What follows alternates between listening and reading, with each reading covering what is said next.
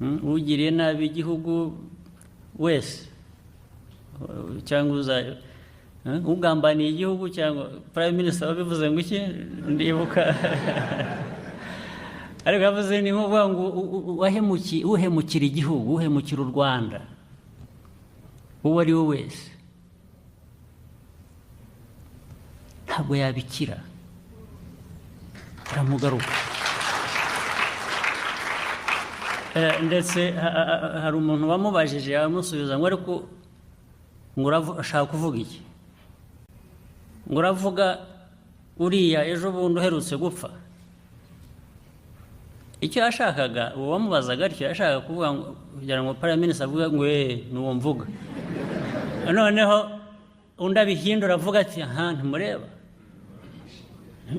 bemeye ko nabo ari bo bamwishe.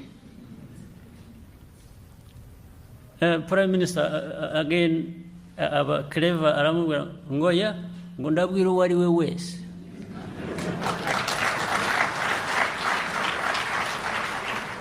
Nibyo prime minister nanjye ndashaka kubwira uwo ari we wese.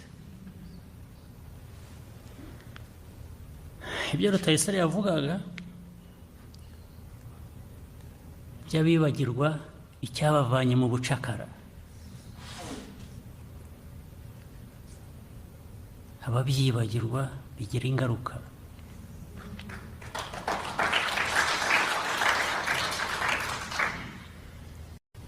Bose bari hanze bidegembye mu Umva, harimo n'abo prime minister yavugaga.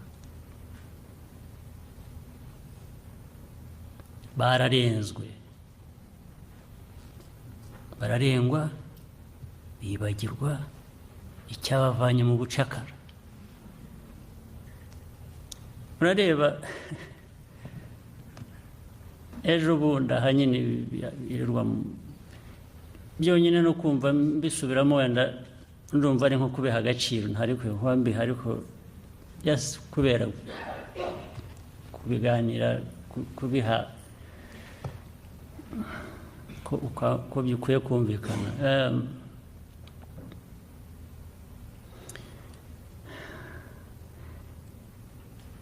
Iyo ubona nayendeho mbona njya gusoma ibi byanditswe na prime minister nari mvuze, narebaga n'ibindi biriho bivugwa, nayendeho mbwira abantu bacu muri leta n'abandi narebaga babisubiza, njye nta nubwo nigeze mbisubiza cyangwa mbivugaho, ubu nibwo bwa mbere mbivuze. Ariko nkabona n'abantu bacu bamwe oya ntabwo ari twe twabikoze bahakana. Nibyo ntabwo ari mu babikoze, ariko ugiye ikibazo cyanjye ahubwo ntimwari mukwiye kuba mubikora ahubwo.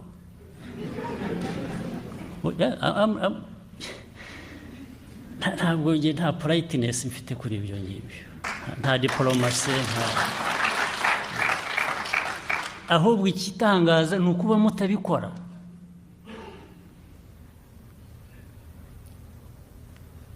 Ni ukuba abantu bashobora kagambanira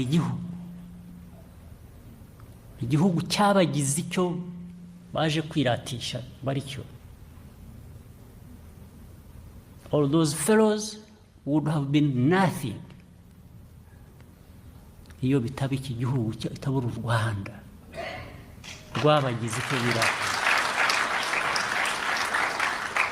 U Rwanda rwabagize icyo baje gutuka, to abuse.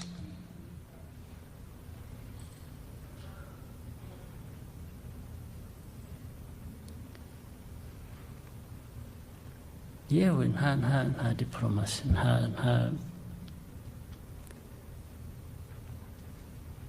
kugerageza ntabwo ari twemwe. You should have been the ones. Yes, it shouldn't have been somebody else.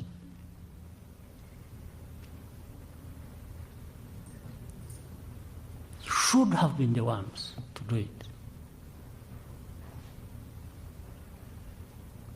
ntabwo ari Bangladesh cyangwa Pakistani wabigukorera nk'ibyo Rutayisire yavugaga. Ntabwo ari Pakistani, ntabwo ari Bangladesh, ntabwo ari umwera uturuza hose wabigukorera, wakurindira igihugu cyawe akaguha amahoro. siyo kandi ntawe bikwiye gutera ipfunwe guharanira icyo cya kindi cyiza twavugaga Imana yaguhaye. ntawe bikwiye gutera ipfunwe. Abantu baza bakica abana, za magrenade yirirwa aterwa hano mu mujyi, abapolisi barazi bajya gutoragura pieces, ibice by'abana bacitse amaboko cyangwa bagize bate. Bavuga ngo I have to be apologetic about that.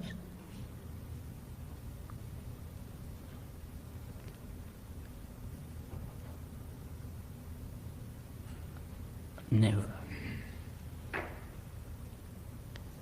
Ibindi ni ukwirirwa abantu bavuga bacengana. Iyi si tubamo nayo turayizi, ntabwo ikoresha ukuri.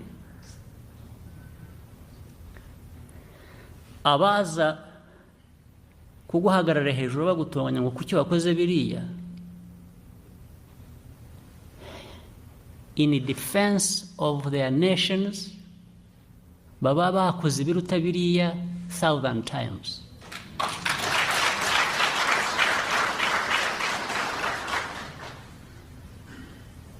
Murabizi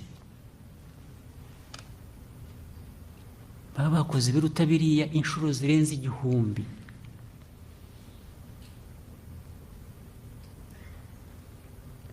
Ntabwo ya tragedy navugaga, ya makuba navugaga twagize yo mu myifatire mibi yacu ya politike n'ibindi twagize mu myaka yashize ya genocide, ntabwo twakwemera ko byongera bikaba hano at any cost.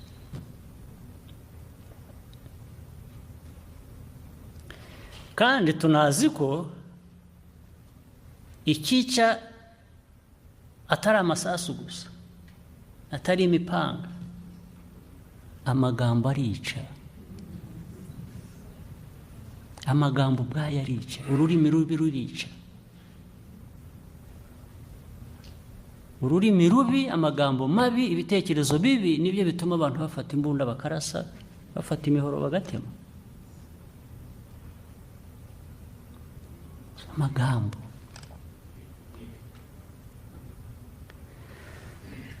So nagira ngo rero mbabwire rwose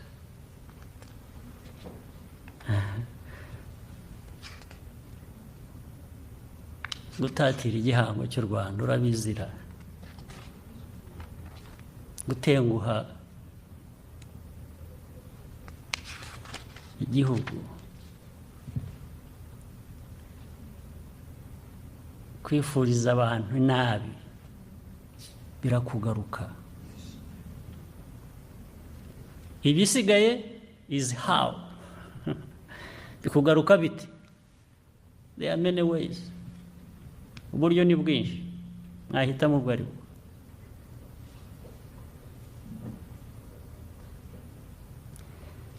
Kandi abanyarwanda rero bakirisitu, bantu b'Imana muri hano, ikintu kimwe mukwiriye kugira nuko kwemera mugira cyangwa abantu bagira kujye kubaha imbaraga, kujye kubaha imbaraga zo gukorera no kurinda ibyiza biva mu bikorwa byawe.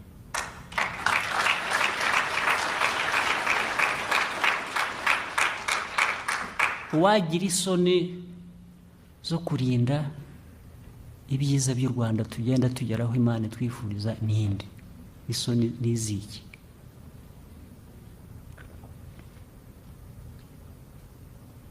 soni buri wese akwiriye kubagira. Niba ari uguhangana mu magambo murahangana, niba ari uguhangana mu bundi buryo mukwiye guhangana.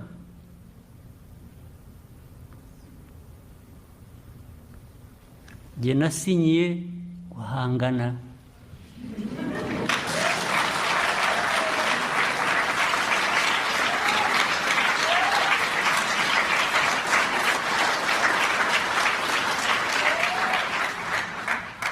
Buriya ubwo niba ari ikosa mwakoze muzaryishyuze, ariko aho mwagiye kungirira umuyobozi wanyu mukanshyira hariya muri stade mukandahiza, buriya mwandahizaga ngo mpangane mbahanganire.